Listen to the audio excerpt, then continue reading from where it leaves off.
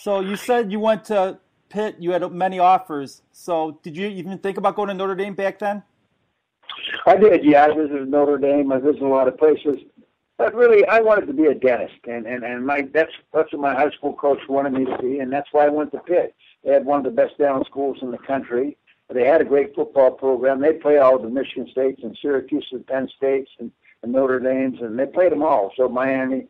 So we had a national schedule that we played them all the best teams, Army, Navy. But that's why I went. Really, that's the main reason. So you inflicted pain not only as a football player, you wanted to inflict pain after you retired as a dentist?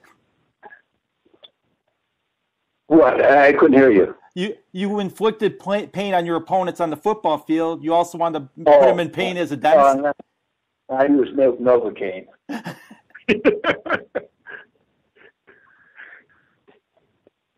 Now, you made your mark on defense because with that offense, in a season you caught what some guys nowadays catch in a game. Yeah, absolutely. It's incredible when you start thinking about it. My first year in pro football, I caught 57 passes for 1,200 yards or something crazy. And so, it's crazy. And what I have 12 touchdowns. I don't know what it was. It was crazy. So, and I caught 12 my senior year in college, and I caught 58, I think, my first year in pro football. So that's a pretty big jump.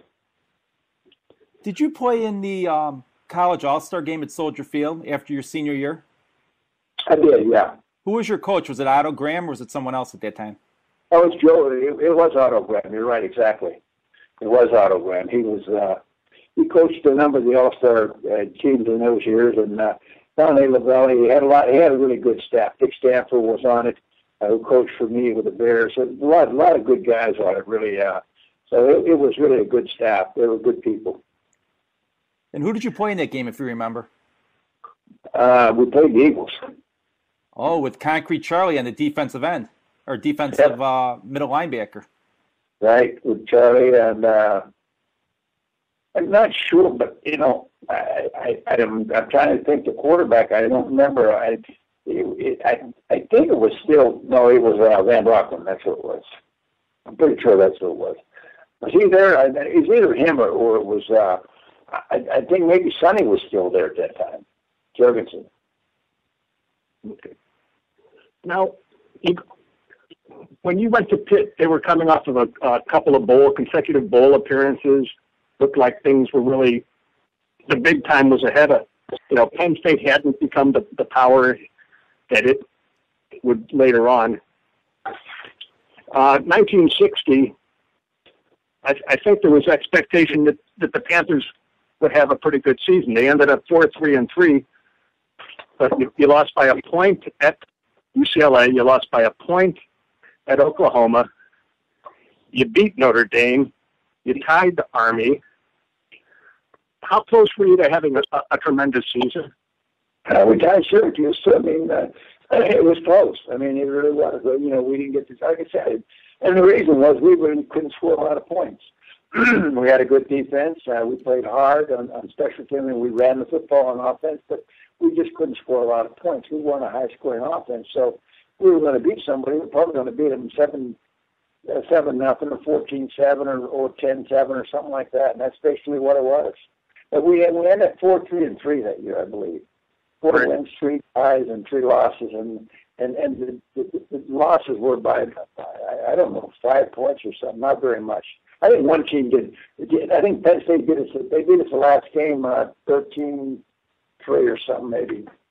So, but that's basically all I remember. But we had a lot of good players. That recruiting class that came into Pitt when I was a freshman was one of the best recruiting classes ever. That's what they thought. But you're right. We had a different quarterback every year. We never had one quarterback all 3 years. We had Tomczyk, we had Kilmer, Caledon, Bill Caledon. We had a lot of different guys. Ed Schrockman. So it's hard. There was not a whole lot of stability at that position, but they didn't put a lot of emphasis on that position really because all we did was hand the ball off. Yeah. When the What did you learn from your coach, John Nicolosi? Well, I learned a lot. I learned a little bit more from Ernie Heppley. And Ernie was my position coach, and he was a heck of a guy and a heck of a coach. And one thing he told me in the beginning, he said, "You want to be a great college football player." He said, "You must make your opponents all-opponent team every week. You must make the guy you play against respect you. If you can make his all-opponent team, you will be a great." And that's what he told me. I was very physical when I played, and it worked. So you get drafted by the Bears and the Houston Oilers of the AFL. Houston was coming off a championship season. Did you think to yourself, maybe I should sign with Houston because they're more of a passing team than the Bears? No, I went down to Houston, and they offered me a lot of money at that time. I mean, it was a lot of money at that time. And here's what it came down to. I said, well, and I had great respect for George Blanton and the Houston Oilers and the whole AFL. But I said, if I'm going to play football, I'm going to play in the best league there is. I'm going to play in the National Football League. And I did. That was my decision, and I went to the Bears. I'll never have any regrets about it, ever. Were you aware that the Bears were going to draft you? In those days, you really didn't know anything. And I'll tell you why. The teams that really talked to me the most, talked to the 49ers a lot. I talked to the Redskins a lot, and I talked to one other team. I talked to Pittsburgh. And if I would have played for any of those teams, I would have been a defensive linebacker. No question about it. So when the Bears drafted me and I went to Chicago, and he told me I was going to play tight end, and, you have to say, what the heck's a tight end? Because most people didn't know, and they never used them really to catch the football. But because of a guy named Luke Johnson, said he was a position coach for me with the Bears, and George Halas, they really created that position, and they got me to play it, and a lot of the plays were set up for me. Really, they were. We had a great outside receiver in Johnny Morris. Myself, we had a great running back in the beginning in Willie Gallimore. We had another wide receiver, John Farrington. So we had some good players. We really did. And, we were pretty darn good football. But don't forget, in the early 60s, the Packers were really good. But in 63, we broke through and we won the championship, and that was a big deal. But, playing against, I feel like I played against some of the greatest teams in NFL football and the Packers in the 60s. And you had a guy on your team, Rick Caceres. They said he was the toughest guy around. Yet Paul Hornett said he had to pull him off someone on Rush Street because he basically destroyed the guy's face. Well, yeah, Rick Caceres was pretty special. I mean, I've never saw him play a game with a broken bone in his ankle, and they taped it up. I don't know how he did it. He played. He played really good. He was a fullback, nothing flashy. He would knock you right on your back. He could run, he could catch. Just a great football player. So we had Gallimore and Caceres in the same backfield. We had Billy Wade at quarterback. And Bill Wade played great quarterback for us in those days. I mean, he had been with the Rams earlier, but he came to us and he played great. He was a great guy. So, I look at our defense. We had Doug Atkins. We had Stan Jones. We had Bill George. They're all in the Hall of Fame. We had Richie Pettibone. We had Larry Morris, Joe Fortunato. All these guys couldn't be in the Hall of Fame. Bob Kilcullen, Fat Fred Williams. We loved him, and we had a great group of guys. I can't remember them all now because I'm getting old, but J.C. Caroline played for us at that time. He was a cornerback. I'm trying to think of Benny's last name, but he came in and played cornerback for us. He was really good. So Bill Brown was drafted number 2. I was drafted number 1 by the Bears. He played with the Bears before he went to Minnesota, and he was a fullback. And the reason he could play was because of Caceres. But Bill Brown was a great football player and a great professional football player for the Vikings. Heading into that 63 season, did you think it was going to be as special as it proved to be? Well, you never know. In the present, you don't really understand that. You think there's going to be a lot more, but there weren't. A lot of other teams stepped up and became very good, right? The Colts especially. There were other teams too. So it broadens bounds. But, you're always caught in the moment. I mean, you don't look to the future, but you always say, well, there'll be a lot more good years. But there are. The same when I coach. When you hit that magic moment, you think, well, there's going to be more of these. Well, there's no guarantees about anything. So, the fact that we won one, that was great. But we had the critics that say, well, we should have won more than one. And we probably should have, but we did. We weren't the Steelers of the 70s. We weren't the Cowboys, or the Giants or other teams that had good runs, or the Packers of the 60s. So, but we were a good football team. We won a lot of football games, but you only win one championship. And in life, you judge on your championships, not your wins. And you beat the Giants, which was great for Chicago. I mean, whenever the Giants lose, there's always an excuse. Gifford in '58 said that it was a bad mark. Tittle said that the field was bad, and that's why you guys won. They always had to make excuses, those New Yorkers. Well, it was a bad field, but, both teams play on it. There's no question about that. Were the Giants a good team? Yeah. Were they a better team than us? They were a better offensive team than we were, but they weren't a better defensive team. And defense wins football games. And you're right. The field was, it just wasn't good.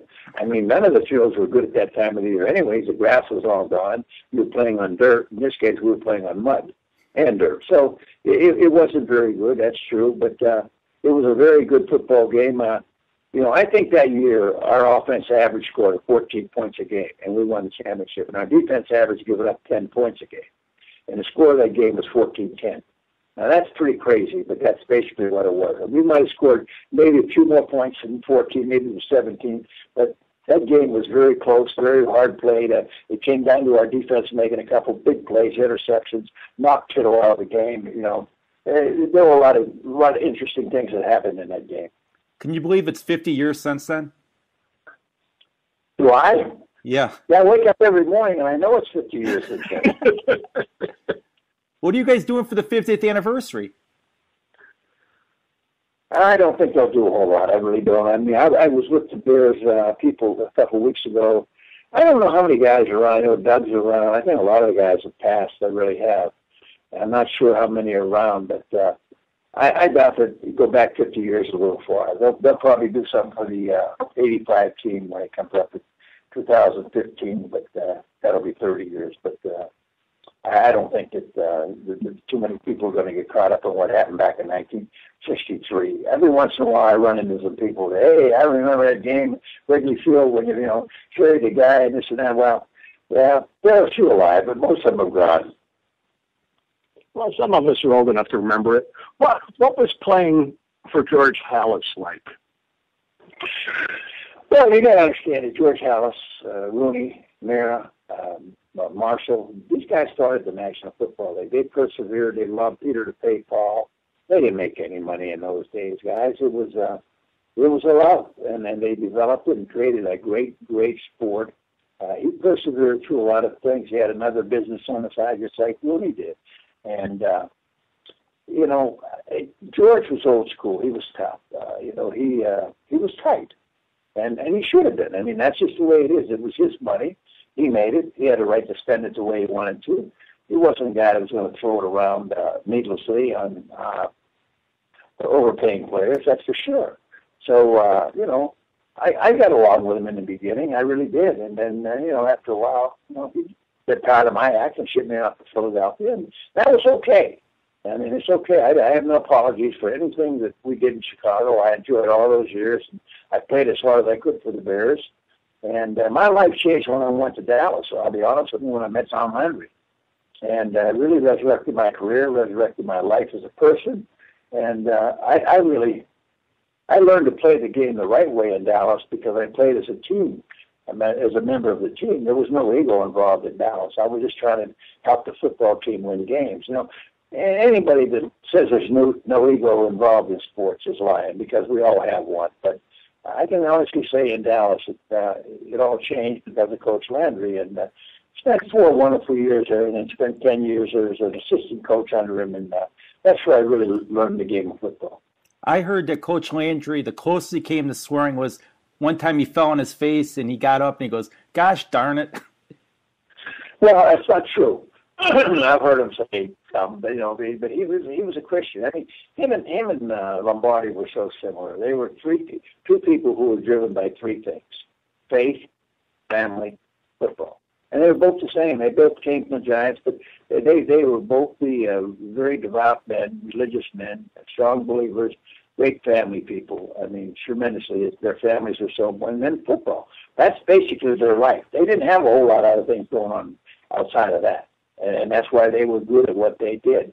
But no, Tom would never swear, but I did hear one slip out when I was an assistant coach. Now, when you're with the Cowboys, Craig Morton basically was a starting quarterback. Roger Staubach, is the backup. Should Staubach have been starting ahead of Craig Morton, do you think?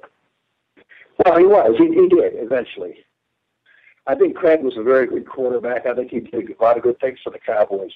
Roger Staubach was a winner, period. Period. He was a leader. He was a winner. He was a guy that should have been a quarterback, and he finally did get the quarterback, and we finally did win the Super Bowl. That's as simple as I can put it. It was when it comes to leadership and a guy you want to go into battle with, you want to go in with Roger. And Craig Morton was a great guy and a good athlete. And I loved him. He was a friend. I'm just telling you, when you talk about what a quarterback is, essential things, I don't care about the throwing motion. I don't want to hear that. I want to hear about your leadership. I want to hear how you play under pressure. The respect you get from your teammates by the way you play the game. Staubach had all that. And you play with two of the best defensive linemen of all time. You mentioned one in Doug Atkins and also Bob Lilly. Bob Lilly, there's no question about it. And great linebackers in Dallas. We had Leroy and Edwards and Chuck Howley. We had some good line. We had good people. Cornell Green, Mel Renfro. We had a lot of good. Charlie. I remember my name. Charlie. Well, Charlie Waters. Waters. Charlie Waters and Cliff Harrison. And Walt Harrison, what an underrated football player with Calvin Hill there.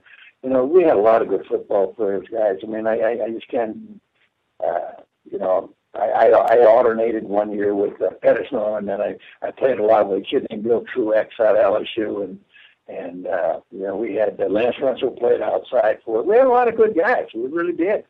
And we had a great coach. So I wonder we won. But we were a good offense at that time, but our defense carried us. There's no question about it. I still can't believe the Giants, when they didn't hire Tom Landry or Vince Lombardi as their coach, and they went with Ali Sherman there, it made no sense. And I heard that Lombardi wasn't hired because they didn't think New York was ready for an Italian coach. Well, that's tough. I mean, it was New York's loss and Green Bay's game. So, I think history, it was meant to be. Lombardi was meant to go to Green Bay, Wisconsin, the smallest NFL city in the country, and win big. And he turned made fans from all over the country. I still go everywhere. People, I'm still a Packer fan, and I understand that. Now, you are credited with revolutionizing the position of tight end. At the time, did you realize that was happening? That all of a sudden they're throwing to me? Guys, I didn't revolutionize anything. All I did was play the position. They threw me the football. I really loved to run with the football after I caught it. I had a lot of success doing that. I run up over people, stiff arm. I didn't care. I was having fun. But it wasn't I didn't revolutionize. They just started throwing the ball to the tight end at that time. And I happened to be the guy in Chicago they were throwing it to. So then after that, the tight end became a very integral part of the every offense because people were doubling the outside guy, and that would end up you would end up with a linebacker on you basically as a tight end. If you couldn't be the linebacker, you shouldn't have been playing. How did you end up getting the Bears job? I wrote a letter to Mr. Halas in 1978, I believe it was, and told him I'd love enough for him to come back and coach the Bears. I said I wasn't ready. I said someday I think I will be ready. I'd like that opportunity. And 1982, Tom Landry called me in and he said, Mike, Coach Halas wants to see you. I said, what about? He said, I think he wants to hire you to coach the Bears. And that's what really happened. And I said, what do you think to Tom? And Tom said, I think you're ready. And that was all we said. And he said, good luck. Well, you had put in 9 seasons under Landry. So you had a pretty good mentor, pretty good mentor right there. What was it that made Landry, after you retired, you went right into coaching as an assistant for him? What made him choose you right off the bat? I had no idea. I was in a business in Dallas with some guys, and we were making pretty good money. We had a couple of nightclubs, and we opened one in Houston and one in Shreveport, and one in Oklahoma City and one in Dallas. And it was a nightclub, and no question what it was. I'm not kidding you. It was meeting, whatever you want to call them. But we were making good money at that time, and we were pretty successful. And that's what I thought I was going to end up doing. I was in this place when he called me, in this place in Dallas, and he called me and said, "Okay, will you come in and talk to me?" And I said, "Sure, Coach." And so I drove up to the office, talked to him. He said, "Have you ever thought about coaching?" And I had to be honest with you. I never thought about coaching, ever. Not for 1 minute, not for 1 second. I never thought about it. And he says, "I think you'd make a good coach. I'd like to hire you to coach the special teams and the receivers." And I said, "Oh, boy. Now, I got to make a decision, and give up all this, whatever you call life it was." And it didn't take me long to make the decision, though. And I made that decision, and I went to work for I think the greatest man I've ever known. I really do. It was the best decision I've ever made. I'm really, I'm so fortunate to have been in that position and be able to meet somebody like that and do something like that. So you were Coach Halas' last hire as a coach right before he died, and his last draft pick was Jim McMahon. I heard a story that when he saw McMahon the first time at practice, he just shook his head and said, "I spent all that money on this guy?" Yeah, he did. Actually, when we were drafting him, he said, "Why do you want to draft him?" And I said, "Because he's a leader. He's a great quarterback. He's smart. He knows what he said. He's got no arm. He said he's small. He can't see out of one eye." I mean, I'm telling you, he said all this. And I said, "Coach, I still want him." He said, "Okay, you want him, we'll draft him." And we drafted him. And Jim, listen, whether you like Jim McMahon, Jim McMahon was the best thing we did at that time for the quarterback position.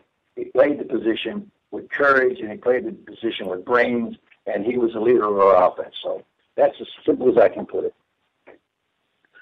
Now, at that time, Jim Finks had been the general manager. He left. Jerry Venisi comes in. But Jerry had been like the treasurer. Did you wonder, what's this guy know about football? Well, Jerry Venisi and myself and Bill Tobin, we worked together. Bill Tobin was our director of player personnel. Jerry was our general manager. I was the coach. And we worked together. And we built what we drafted and put in place what we thought we needed for that football team to make it successful. And I'm very proud of that. I love Jerry Venisi. Did he have the football background that Finks had? No. Was he a football man? Yes. And Halas knew that. That's why he hired him. That 85 season when you won 15-1 and lost to Miami, did you think in that season that you guys were undefeatable other than that Miami game? Well, you never think that. You play every game one at a time. You don't worry about all that stuff. You just play them one at a time.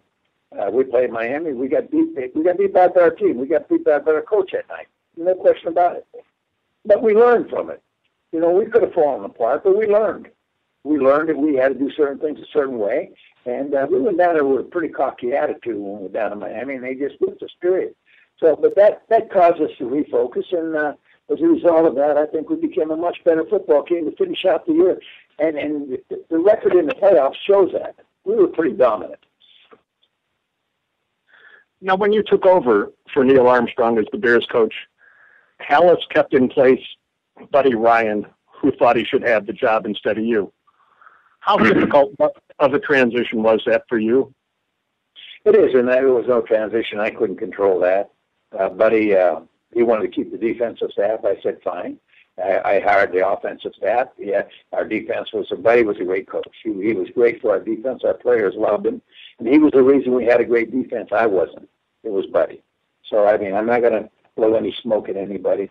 But there was some animosity, but I think a lot of that was a little overstated. I really don't think there was none on my part. I know that.